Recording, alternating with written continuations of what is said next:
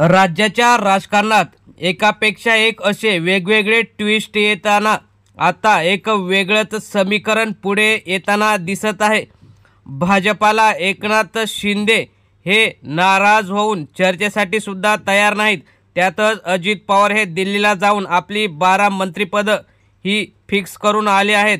त्यामुळे आता अजित पवार हेच भाजपाला एकनाथ शिंदे यांच्यापेक्षा जवळचे वाटत आहे। या उलट एकनाथ शिंदे हे जेव्हा मुख्यमंत्री होते आणि आता ते उपमुख्यमंत्री पद स्वीकारायला तयार नाहीत, कारण मुख्यमंत्र्यानंतर उपमुख्यमंत्री पद स्वीकारणे हे त्यांना कमीपणाचे वाटत आहे। त्यामुळे ते आता सध्या विरोधी पक्षातच बसण्याची दाट शक्यता वर्तवण्यात येत आहे। एकनाथ शिंदे यांचे जवळचे सहकारी आणि नेते माजी मंत्री यांचं म्हणणं आहे की विरोधी पक्षात बसण्यापेक्षा शिंदे साहेबांनी हे उपमुख्यमंत्रीपद घेऊन सत्तेत बसावं। मात्र शिंदेंना हे पचत नाही। त्यामुळे आता एकनाथ शिंदे यांचे आमदार आणि शिंदे यांच्यात मतभेद होत असताना एकनाथ शिंदे काय निर्णय घेतात याकडे लक्ष लागलेलं दिसत आहे। त्याच वेळी अजित पवार हे आणि भाजपा हे एकत्र येऊन सत्तेत आपलं मंत्रिपद निश्चित करून उद्या शपथ घेण्याची शक्यता वर्तवण्यात येत आहे। परंतु एकनाथ शिंदे हे अजूनही त्या मनस्थितीत दिसत नाहीत।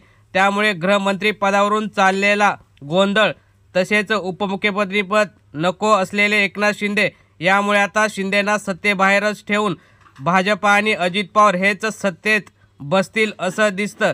त्यामुळे आता शिंदेंचे आमदार हे 5 वर्षे टिकतील का याकडे सुद्धा लक्ष लागलेलं आहे। कारण शिंदेंचे आमदार हे सत्तेसाठीच उद्धव ठाकरेंना सोडून गेले आणि 2.5 वर्ष सत्तेत राहिले आणि आता पुन्हा त्यांना एकदा 5 वर्ष सत्ता पाहिजे। परंतु शिंदे जर सत्तेत बसले नाही तर पुन्हा एकदा एकनाथ शिंदे यांच्या आमदारांमधीलच दुसरा कोणी शिंदे तयार हो, त्यातलेच आमदार फोडून भाजपाशी हात मिळवणी करू शकतो।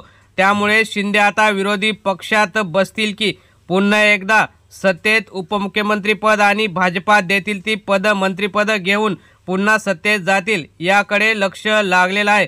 मित्रांनो, तुम्हाला काय वाटतं, एकनाथ शिंदे यांनी विरोधी पक्षात बसावं की भाजपासोबत सत्तेत जावं? तुम्हाला काय वाटतं? तुमच्या प्रतिक्रिया कमेंट बॉक्समध्ये जरूर कळवा। धन्यवाद। जय हिंद, जय महाराष्ट्र।